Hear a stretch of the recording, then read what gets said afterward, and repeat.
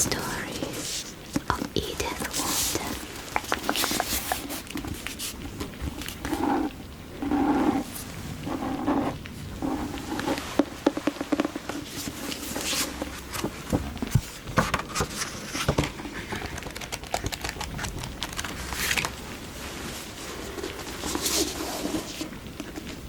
The last one is a collection of stories by Bram Stoker,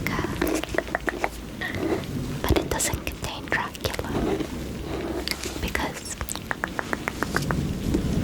it's a little bit offensive to vampires, actually.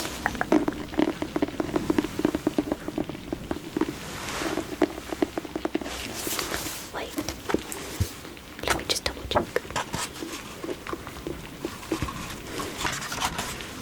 No vampires there.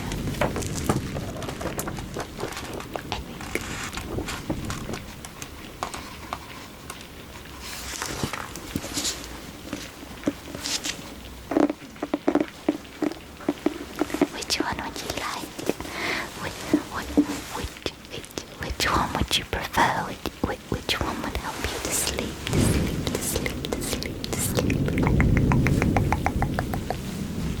The first one.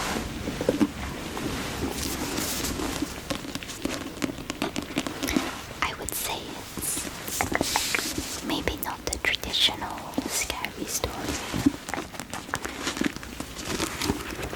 but we can read one of these.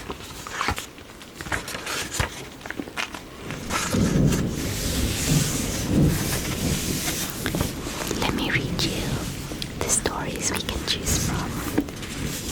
Okay, let me read you the stories we can choose from. Okay, the first one is called Taken. The second story, The Statement of Randolph Carter. Facts concerning the late Arthur German and his family. Slaves. A Picture in the House. The Outsider. Herbert West, Reanimator. The Hound. The Rats and the Wolves, the Festival. Cooler. The Call of Cthulhu. The Color Out of Space. The Whisperer in Darkness. The Shadow over Innsmouth. The Wonder of the Dark. Are any of them taking your fancy? Okay, we will read The Festival. This is 10 pages long. It starts on page 109.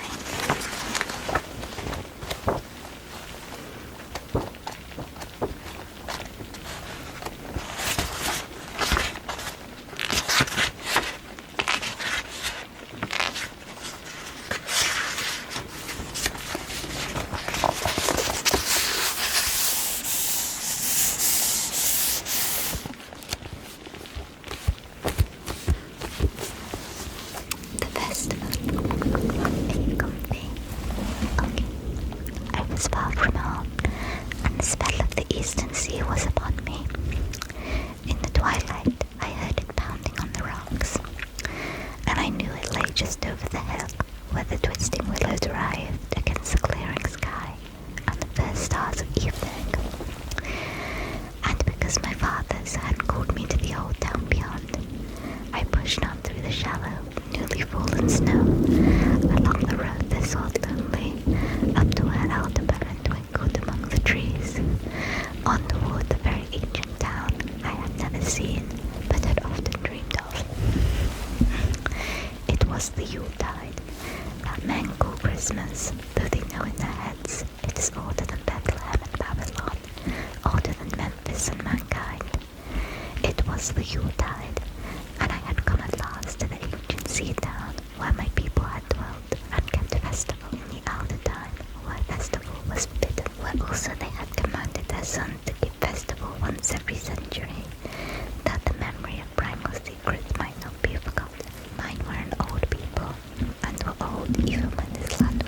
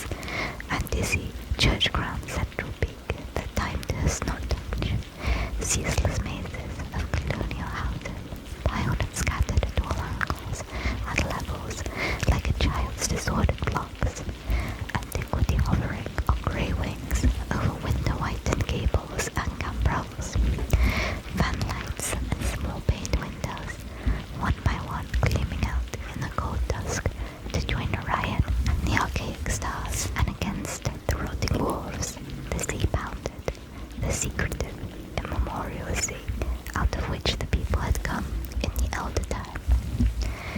Beside the road it is crest, a still higher summit rose, bleak and windswept, and I saw that it was a burying ground where black gravestones stuck ghoulishly through the snow, like the decayed fingernails of a gigantic corpse. The Brindless Road was very lonely, and sometimes I thought I heard a distant, horrible creaking as if it gibbered in the wind.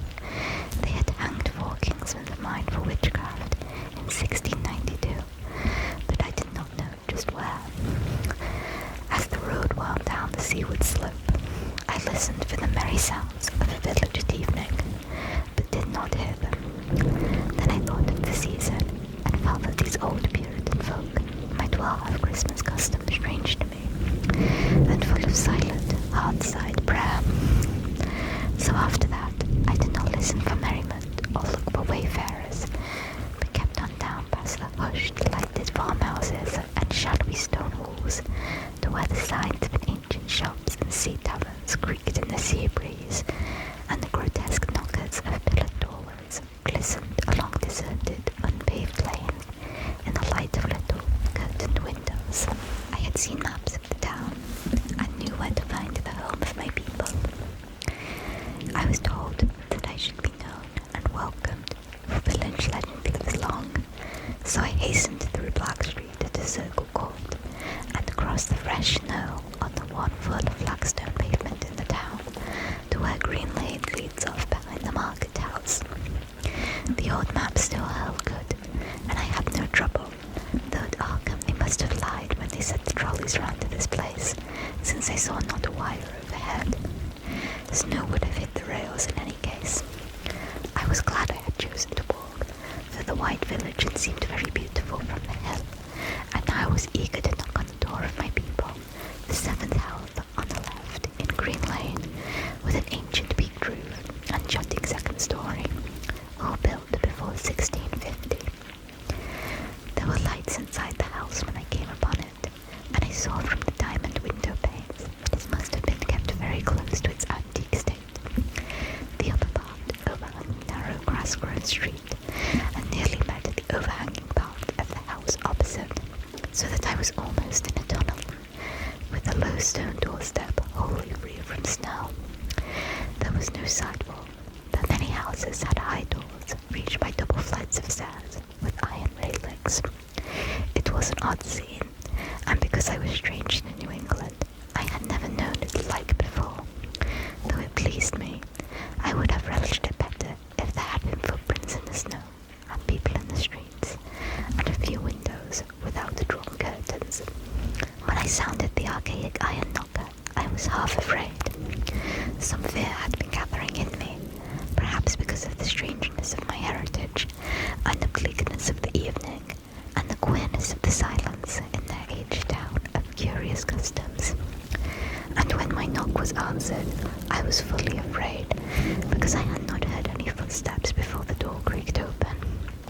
But I was not afraid long, for the gowned, slippered old man in the doorway had a bland face that reassured me, and though he made signs that he was dumb, he wrote a quaint and ancient welcome with the stylus and wax tablet he carried. He beckoned me into a low, candle-lit room with massive exposed rafters and dark, stiff, sparse furniture of the 17th century. There was a cavernous fireplace and a spinning wheel at which a bent old woman in a loose wrapper. The poor woman sat back toward me, silently spinning despite the festive season. An indefinite dampness seemed upon the place, and I marveled that no fire should be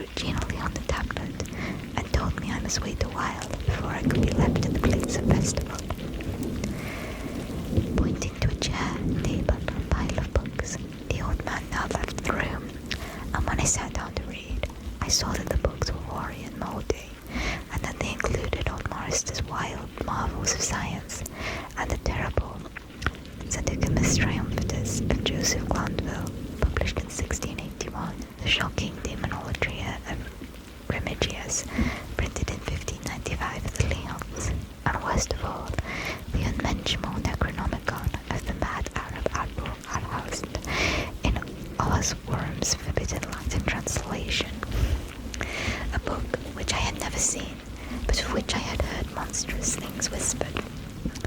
No one spoke to me, but I could hear the creaking of signs in the wind outside, and the whir of the wheel as the bonneted old woman continued her silent spinning. I thought the room and the books and the people very morbid and disquieting, but because an old tradition of my father's had summoned me to strange feastings, I resolved to accept queer things. So I tried to read, and soon became tremblingly absorbed by something I found in that accursed Necronomicon, a thought in the legend to hideous personality of consciousness. But I disliked it when I fancied I heard the closing of one of the windows of the settle faced, as if it had been stealthily opened. It seemed to follow a whirring that was not of the old woman's spinning wheel. This was not much, though, for the old woman was spinning very hard, and the aged clock had been striking. After I lost the feeling that there were persons on the settle, I was reading intently and shudderingly when the old man came back, booted and dressed in a loose antique costume, and sat down on that very bench, so that I could not see him. It was certainly nervous waiting, and the plaster was book in my hands made it doubly so. When 11 struck, however, the old man stood up, glided to a massive carved chest in a corner, and got 2 hooded cloaks, one of which he donned, and the other of which he draped round the old woman, who was ceasing her monotonous spinning. Then they both started for the outer door, the woman lamely creaking, and the old man, after picking up the very book I had been reading, beckoning me as he drew his hood over that unmoving face or mask. We went out into the moonless and tortuous network of that incredibly ancient town, went out as the lights in the curtained windows disappeared one by one, and the dog star-lit throng of cowed, cloaked figures that poured silently from every doorway and formed monstrous processions up this street and that, past the creaking signs and adventitious gables, with thatched roofs and diamond-paned windows, threading precipitous lanes where decaying houses overlapped and crumbled together, gliding across open courts and churchyards where the bobbing lanterns made eldritch drunken constellations. Amid these hushed throngs, I followed my voiceless guides, jostled by elbows that seemed preternaturally soft, and pressed by chests and stomachs that seemed abnormally pulpy, but seeing never a face and hearing never a word. Up the eerie columns slithered, and I saw that all the travellers were converging as they flowed near a sort of focus of crazy alleys at the top of a high hill in the centre of the town, where perched a great white church. I had seen it from the road's crest when I looked at Kingsport in the dusk, and it had made me shiver, because Aldebaran had seemed to balance itself a moment on the ghostly spire. There was an open space around the church, partly a churchyard with spectral shafts, and partly a half-paved square swept nearly bare of snow by the wind, and lined with unwholesomely archaic houses, having peaked roofs and overhanging gables. Death fires danced over the tombs, revealing gruesome vistas through queerly veiled casting shadows. Past the churchyard, where there were no houses, I could see over the hill's summit and watch the glimmer of stars on the harbour, though the town was invisible in the dark. Only once in a while, a lanthorn bobbed horribly through the serpentine alleys, on its way to overtake the throng that was now slipping speechlessly into the church. I waited till the crowd had oozed into the black doorway. All the stragglers had followed. The old man was pulling at my sleeve, but I was determined to be the last. Then I finally went, the sinister man and old spinning woman before me. Crossing the threshold into that swarming temple of unknown darkness, I once turned to look at the outside world as the churchyard of a effervescence cast a sickly glow on the hilltop pavement. As I did so, I shuddered, for though the wind had not left much snow, a few patches did remain on the path near that door, and in that fleeting backward look, It seemed to my troubled eyes that they bore no mark of passing feet, not even mine.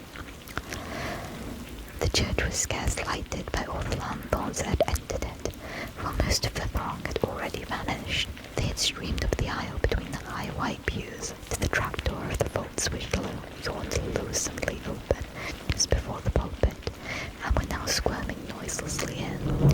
I followed dumbly down the foot-worn steps and into the dank, suffocating crypt. The tale of that sinuous line of night marchers seemed very horrible, and as I saw them wriggling into a venerable tomb, they seemed more horrible still.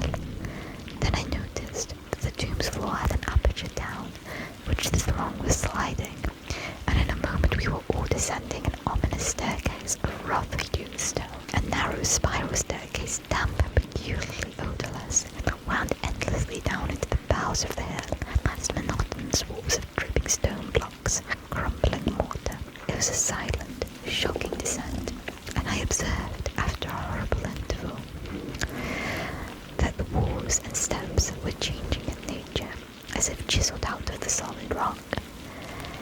What mainly troubled me was that the myriad footfalls made no sound and set up no echoes. After more eons of descent, I saw some side passages or burrows leading from unknown recesses of blackness to the shaft of night and mystery. Soon they became excessively numerous, like impious catacombs of nameless menace, and their pungent odour of decay grew quite unbearable.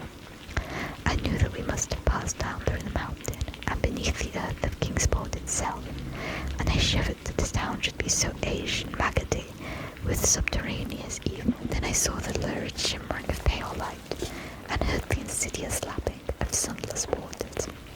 Again I shivered, for I did not like the things that the night had brought, and I wished bitterly that no forefather had summoned me to this primal rite. As the steps and passage grew broader, I heard another sound, the thin, whining mockery of a feeble flute, and suddenly there spread out before me the boundless vista of an inner world, a vast fungus shore lit by a belching column of sick greenish flame, and washed by a wide, oily river that flowed from abscesses frightful and unsuspected to join the blackest gulfs of immemorial ocean. Fainting and gasping, I looked at that unhallowed Erebus of tightened toadstools, leprous fire, and slimy water, and saw the cloaked throngs forming a semicircle around the blazing pillar. It was the Yule rite, older than man and fated to survive him, the primal rite of the solstice and of spring's promise beyond the snows, the rite of fire and evergreen, light and music. And in the Stygian grotto, I saw them do the rite, and adore the sick pillar of flame, and throw into the water handfuls gouged out of the viscous vegetation which glittered green in the chlorotic glare. I saw this, and I saw something amorphously squatted far away from the light, piping noiselessly on a flute. And as the thing piped, I thought I heard noxious muffled flutterings in the fetid darkness where I could not see.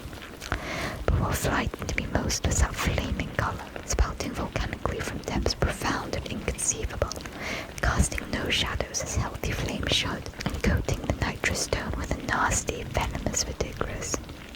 For all that seething combustion, no warmth lay, but only the clamminess of death and corruption. The man who had borne me now squirmed to a point directly beside the hideous flame, and made stiff ceremonial motions to the semicircle he faced. At certain stages of the ritual did they grovelling obstinance, especially when he held above his head that abhorrent Necronomicon he had taken with him, and I shared all the obstinances, because I had been summoned to this festival by the writings of my forefathers. Then the old man made a signal to the half-seen flute player in the darkness, which player thereupon changed his feeble drone to a scarce, louder drone in another key, precipitating, as it did, so a horror unthinkable and unexpected. At this horror I nearly sank to the lichened earth, transfixed with the dread that not this, not any world, but only of the mad spaces between the stars. Out of the unimaginable blackness beyond the gangrenous glare of that cold flame, out of the Dardanian leagues through which that oily river rolled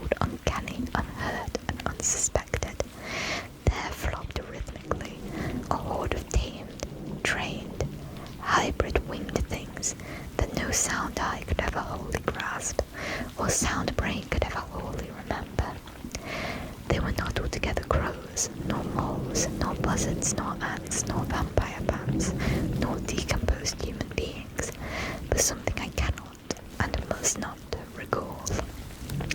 They flopped limply along, half with their webbed feet and half with their membranous wings, and as they reached the throng of celebrants, the cowed figures seized and mounted them, and rode off one by one along the reaches of that unlighted river into pits, galleries, and panic, where poison springs feed frightful and undiscoverable cataracts. The old spinning woman had gone with the throng, and the old man remained only because I had refused when he motioned me to seize an animal and ride like the rest.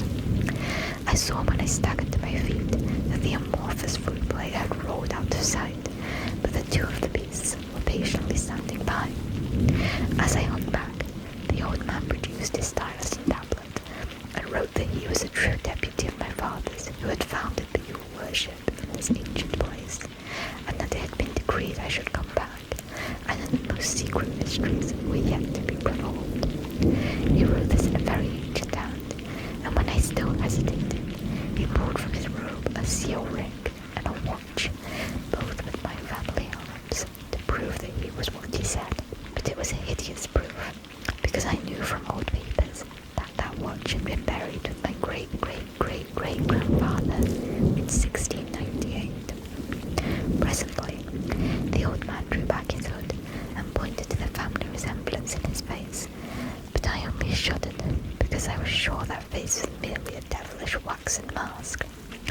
The flopping animals were now stretching restlessly at the light ends, and I saw that the old man was nearly as restless himself. When one of the things began to waddle and edge away, he turned quickly to stop it, so that the suddenness of his motion dislodged the waxen mask from what should have been his head. And then, because that nightmare's position barred me from the stone staircase down which we had come, I flung myself into the oily underground river that bubbled somewhere to the caves of the sea, flung myself into that putrescent juice of the earth's inner horrors, before madness of my screams could bring down upon me all the carnal legions that these pestilences might conceal. At the hospital, they told me I had been found half frozen in the Kingsport harbour at dawn, clinging to the drifting spear that accident sent to save me. They told me I had taken the wrong fork off the hill road the night before, had fallen over the cliffs at Orange Point, a thing they deduced from Prince Mountain in the snow. There was nothing I could say, because everything was wrong. Everything was wrong with the broad windows shewing a sea of roofs, which only one in about 5 was ancient, and the sound of trolleys and motors in the streets below. They insisted that this was Kingsport, and I could not deny it. When I went delirious at hearing that the hospital stood near the old churchyard on Central Hill, they sent me to St Mary's Hospital in Arkham, where I could have had better care. I liked it there, for the doctors were broad-minded, and lent me their influence in obtaining the carefully sheltered copy of Ahasred's objectionable Necronomicon from the library at the Miskatonic University. They said something about the psychosis, and agreed I had better get any harassing obsessions off my mind. So I read again that hideous chapter, and shuddered doubly, because it was indeed not new to me. I had seen it before, let footprints tell you what they might, and where it was I had seen it was best forgotten. There was no one, in waking hours, who could remind me of it. But my dreams were filled with terror, because of phrases I dared not quote. I dare quote only one paragraph, but just such English as I can make from the awkward low Latin. The nethermost caverns, wrote the mad Arab, are not for the fathoming of eyes at sea, for their marvels are strange and terrific. Curse the ground where dead thoughts live new, and oddly bodied, and evil the mind is held by no head. Wisely did Ibn Sqabacho say, that happy is the tomb where no wizard has lain, and happy the town at night whose wizards are all ashes. For it is of old rumour that the soul of the devil-board is not from his charnel clay, but fats and instructs the very worm that gnaws, till out of corruption horrid life springs, and the dull scavengers of earth wax crafty defects that swell monstrous to plague it. Great holes secretly are digged where the earth's pores ought to suffice, and things